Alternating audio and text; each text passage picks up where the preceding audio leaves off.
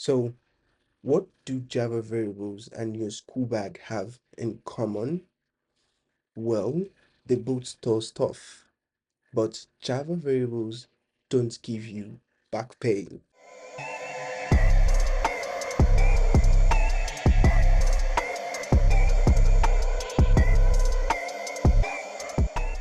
Hello, and today we're learning about the Java variables, aka how to store and reuse data in your programs.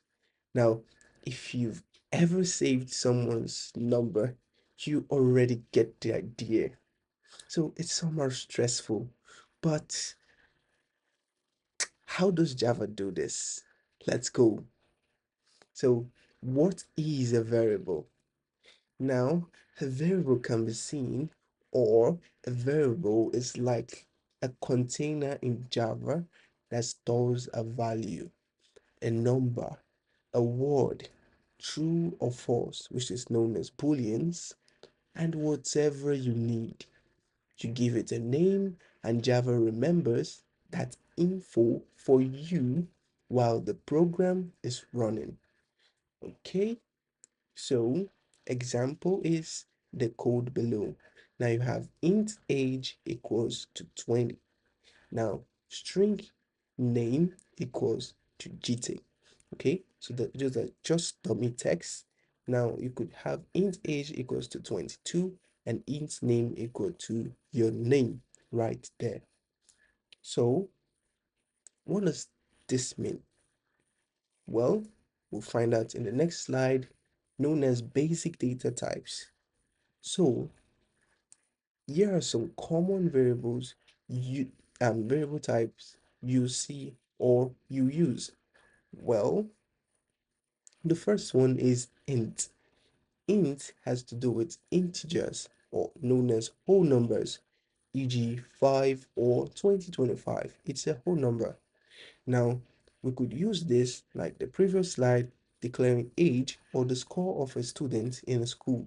So we could say integer followed by the name of the variable, which is score, or you could call it the person's age or score in this case is equal to 100. Next up is the double variable. Now this is called double. Why? Because it stores decimal numbers and it stores numbers after a point, e.g. 3.14, the value of pi, if you should go on and on. Also, it stores 99.9 instead of 100. Now, we could use this for prices of items in naira or dollars because each price of items usually comes with some digits after the decimal point in kobo or in cents. Okay, so in your double price, you could have 49 pounds and 99 pence, or you could have 49 naira and 99 kobo, or $49 and 99 cents, depending on the currency you're working with. Next up is your ability, same as the integer, you start with double followed by the name of the variable and assign a value. Next up, we have the booleans. Now, the booleans store true or false, which is your truthy or falsy values. Now, if you have done IFT before in your academic journey, you would have heard of something known as the ones and zero. Now, this has to do with booleans. Next up is how to use boolean. Now, you could say booleans are used in a particular way. They are used to ask questions. So how do we ask the question? First of all, you start with the name of the data type, which is Boolean. You add the name of the variable, which is cool equal to true. So let's say you're asking the question, are you cool? Then your Boolean will be is cool equals to true, then do this. If is cool is equal to false, then do that. So I'm going to show you how you could use each and every one of these data types individually, sorry. So please take a chill P. Next up, we have your car. Now, your car is for single letter. Now, what does single letter mean? Now, you could imagine that I could write my name as JITE, but for car, we do not want multiple letters. Look at the example below. So you could say car, which is the data name, and the variable name may be a grade. Now, if the student has a score of int score of 100, give a character grade of A. Okay, so a character means one letter or a character grade of P. Notice there are columns or quotation marks, sorry, on top of A, making it a string. Okay. Next up, we have the string, a bunch of characters or text. So instead of having one single character, we now have multiple characters. Next, we see how to use a string. You declare the data type, you assign the value to a variable, which is city equals Lagos. Now, here's something you should know. You should think of int as rice, then double as jollof with meat, and strings as your name or string as your name tag at the party. So think of it this way. You go to a party and your string is your name tag, meaning maybe you bear okay. That is your string. Okay. Now you go there, you see rice. That is an integer. Then next up, double is jollof with meat, meaning the two goes together. They are two. So that is what you should have in mind. Okay, I hope this helps. So int as a single rice, double as jollof with meat, then string as the name tag on your dress at the party. Okay, next up, we have some rules for naming variables. So what are these rules? Hmm. Naming variable is important. Like your handle on IG, Java has a few rules. Your handle on IG, you do not have to give spaces, use underscores, and so many other things. Same as Java. Now, first rule is must start a letter, must start with a letter or an underscore, not a number. So I can name a variable one age, two age, three age. No. So it must start with a letter or an underscore. So if I want to use first age, I could say underscore 1st age. Okay, not a number. Now I can't use spaces or symbols. Same as your handle on IG. Can't use spaces. Next, you can't be a it can't be a Java keyword like class or public. Now, if you noticed before, I told you if you're naming your file hello world, make sure there's no space in between. Okay. So also it can be a Java keyword like class or public, like a public class. So you don't have to use those to name your variable. If not, you're going to come across errors. Now it must be descriptive. What do I mean? Now, if I'm declaring or making a calculator, or I'm looking for the variable of x, I should say int x equals to 5, which is okay. But if I'm looking for someone's age, I could say int age equals to 5, which is more clearer. Okay, so just saying int x could be the person's age, x could be the person's number, favorite number, it could be anything, but make sure you declare it. You should be descriptive. So when someone reads it, he knows, okay, this is the variable for age, this is the variable for the person's favorite number, etc, etc.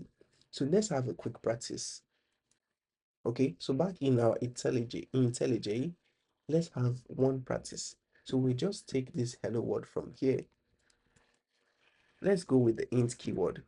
So in our int, we want to make a year to be equal to, say, sorry, I was trying to collect this. So whenever you see a suggestion like this, just click on tab on your keyboard. So let's go back to 2020. Next up, let's go with a string. Now what should this string store? This string should store our course, and our course should be what? Not Java, but software engineering. Okay, notice whenever you see the suggestion and you is going according to your plan, click on tab. Next, we're going to a boolean. Now we've used two data type. First of all, we declare the data type, which is a boolean, a string, and an int, then the name of the variable, which is this. Then we assign the variable. So this is the value to this variable, and this variable data type is a string. Unlike JavaScript, you do not see all this right here. You have to assume or use the console to check the value of the data type. Well, in Java, we already know the value since it's always before the declared variable. As time goes on, you would understand more of this. Now, is students. So this just means, are you a student? So if you're not a student, you can type in false, but I'm a student, so I'm going to type in true. Now, next up, we want to print out these things and see how we store this value and how they could be helpful to us. So let's go with our system dot print. Now we're going to print the first thing is we're going to print the year of sorry, made a mistake. Okay, so we're going to print the year plus year. I'm going to print it like this, sorry, like this, and capital letter. Okay, so next I'm just going to duplicate this. Sorry, I was trying to do a shortcut from Virtual Studio Code. Okay, paste, not this, not this. Sorry, copying this. Yes, this. Okay, so the next one is course, and we put in here course.